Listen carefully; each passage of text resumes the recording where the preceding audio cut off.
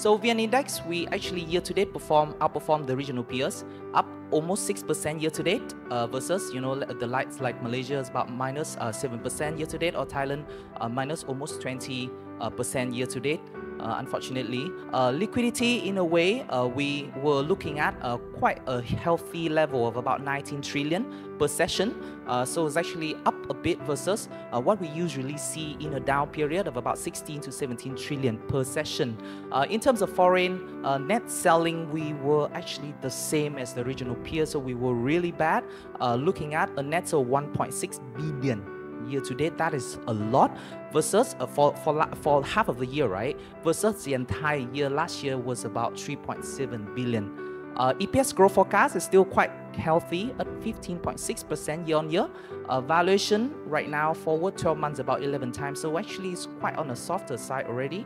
GDP growth is still healthy. In the first quarter, we're looking at 6.93% versus last year slightly higher, about 7.09% year on year. This is the key downside risk for Vietnam, with the exchange rate down about 2.1% year to date. We're really feeling the pain when we're actually traveling abroad.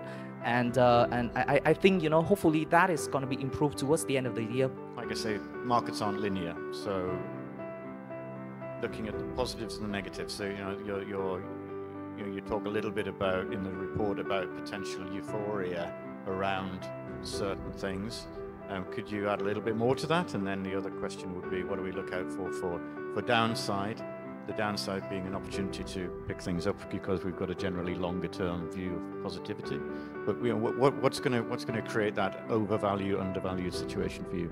We can't rule out 100% that Vietnam may have quite a bad deal in the trade negotiation. And if you look at Vietnam, just a ballpark number, 30% of the growth from the country probably is coming from the export sector, and the US makes up about a third of the total export value. But a lot of the things we export to others, the regions, right, also end up going to the US. So the impact, the spillover impact is a lot. And if you were to take that out, let's say the minimum is about a third or even more than that of the growth, then we're probably going to see a very, I would say a medium term slowdown in terms of growth, and from 7% down about 40%, so down to about 3 to 4% maximum, right? And that would be a quite detrimental, I would say, scenario. And if that is the case, then we're probably going to see the VN Index starting to price in.